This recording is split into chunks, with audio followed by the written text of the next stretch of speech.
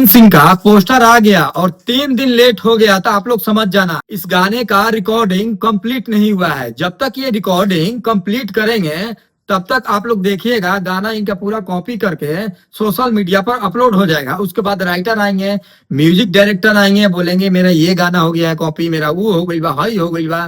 भैया गाने को जल्द से जल्द रिलीज किया जाए, नहीं तो पोस्टर आउट मत करिए। फैंस व्याकुल रहते हैं, इसी कारण से गाना कॉपी होता है।